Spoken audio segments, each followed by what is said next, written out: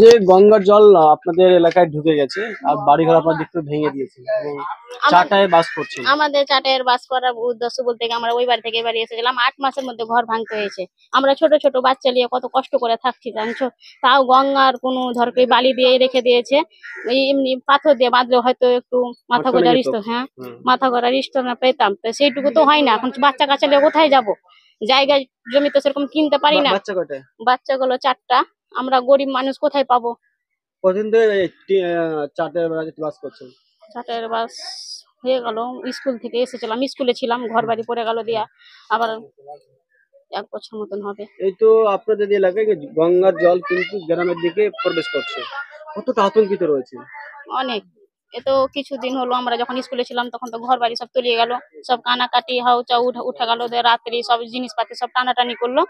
আবার স্কুলে 1 মাস মতন থাকলাম, কত কষ্ট। একটা পরিবারে একটা ঘরে 6টা 7টা পরিবার থাকতাম, কত কষ্ট।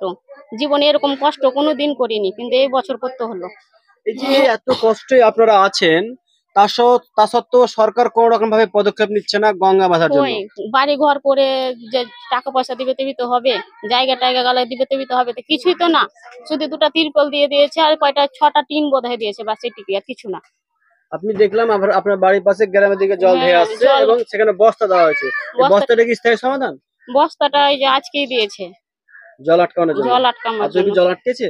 জল তো ওই পারে জল ওই পারে থেকে গেছে, আর এই পারে জল এই পারে থেকে গেছে। জলটা কিভাবে পাস হবে? আর মানুষ কত কষ্ট করছে, জল তো টোপে টোপে যাচ্ছে, কত কষ্ট। তাহলে আপনারা এখন আতঙ্কিত রয়েছেন? এখন আতঙ্কিত রয়েছে, কত কষ্ট জীবনে। তো দর্শক, আমরা শামসেরগঞ্জের লহুরপুরে একটা গ্রামে আছি, গঙ্গার পাড়ে তার বাড়ি গঙ্গায় তলিয়ে গেছে, কিন্তু তার আসে আর বাড়ি পায়নি। কি পেয়েছে? তার পরিবর্তে চাটাই এবং টিন পেয়েছে, কিন্তু স্থায়ী যে সমাধান, সে সমাধানটুকু আর তারা করছে না। বছরের পর বছর তার 4টা ছেলে মেয়ে একই মানুষ করছে তার চাটায়ের তলায় থেকে।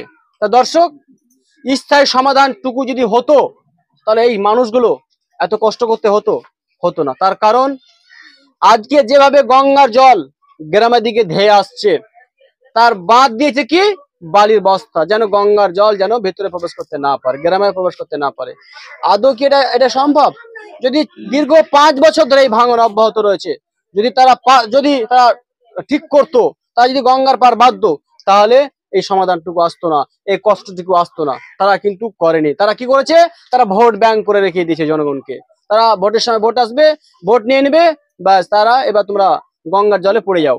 দর্শক, ভিডিওটা বড় করছি না, ভিডিও কোন পার্টটা ভালো হয়েছে অবশ্যই কমেন্টে জানাবেন। ধন্যবাদ।